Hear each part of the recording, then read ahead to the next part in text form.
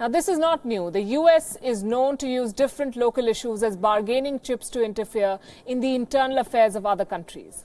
Trade imbalance and intellectual property rights for China, Crimea and nuclear weapons for Russia, and now it seems it's human rights in Kashmir and Assam for India.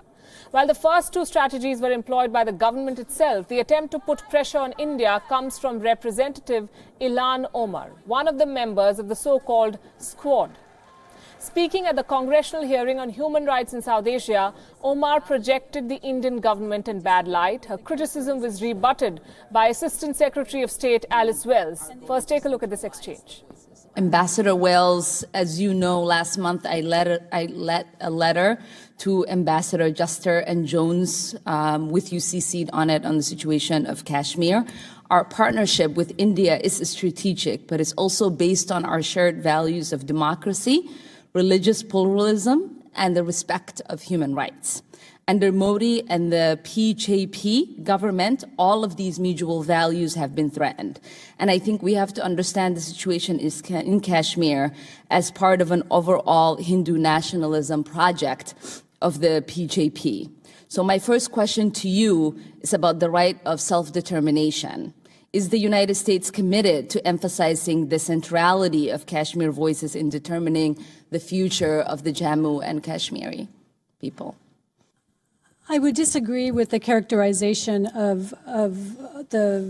that we don't have a values-based relationship with the government of Prime Minister Modi. And I would just underscore that Prime Minister Modi came in a consecutive term. He achieved a majority vote in a very diverse we can agree to disagree on that. I just would like to understand if we are going to centralize the voices of the Kashmiri and But just to provide context, I mean, the actions he took were approved in Parliament, including by members of the opposition. The Supreme Court is reviewing that decision. The High Court is reviewing habeas corpus petitions. The institutions of India's democracy are working. We absolutely believe that Kashmiri's voice needs to be heard, that in any restoration, when there is restoration of a of an assembly, when there are state assembly elections, that's the way for Kashmiris to be able to register their views, also in peaceful assembly. And so I think the concern over the restrictions on movement and what we've seen over the last 78 days is that ability to protest peacefully has been difficult for Kashmiris to exercise. Yeah. I mean, and the part of the reason I asked and the part of the reason I emphasize the context of the larger BGP project is because I think in both cases, the impunity we have seen for crimes against Muslims under the BJP was warming for such worse things to come. In Assam, almost 2 million people are being asked to affirmably approve their citizenship. As my colleague and the chairman said, there have been official statements to the effect that no Buddhist, Christian, Sikh, or Jain refugees need to worry about their status. And so this is a clear anti-Muslim program. And I'm sure you've seen the same reports that the Indian government is starting to build camps in Assam, presumably to hold those who are unable to prove their citizenship. This is how the Rohingya genocide started. At what point do we no longer share values with India? Are we waiting for the Muslims in Assam to be put in those camps? The certification of citizenship in Assam dates to a 2013 Supreme Court ruling that ordered the government to do so, to address questions of illegal immigration. The process, which continues to unfold and continues to be challenged in the court, it now has 1.9 million people who have not been certified. And that includes both Muslims and Hindus.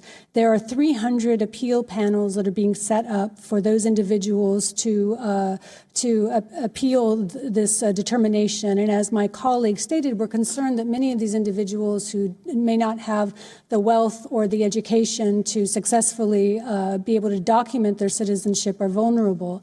We will continue to watch this very closely, but I would stress that the appeal process is still open. The judicial process is still working in India.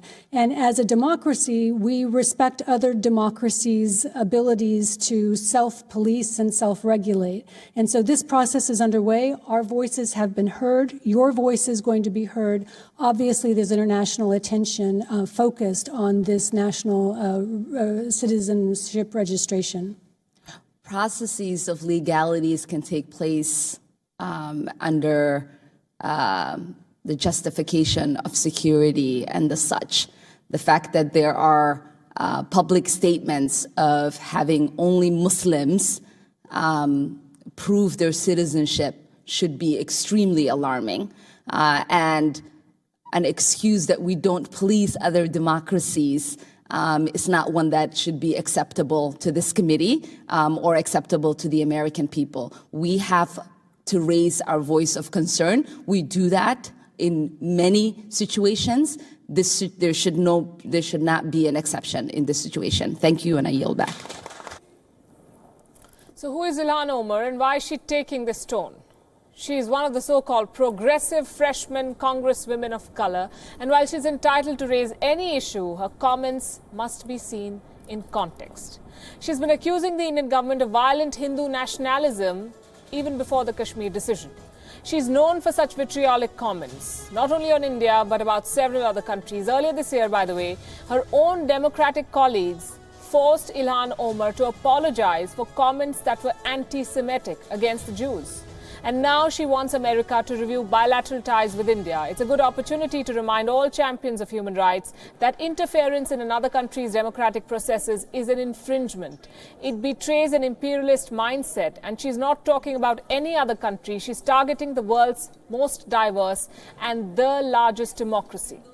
Her comment should also be viewed with an American political perspective. Remember, this is an election year in the US. Every statement is made with a vote bank in mind. Now, we're not in the business of slander and accusations, but to use Kashmir to whip up anti-India frenzy is abominable. Social media was flooded with comments about what she said. Leave alone Kashmir. To compare a process like NRC, which is overseen by the judiciary of India, to the Rohingya crisis exposes the lack of understanding and a serious anti-India bias. As for the specific point she made, the US Assistant Secretary of State has answered them sufficiently, we believe. It's best to leave it there.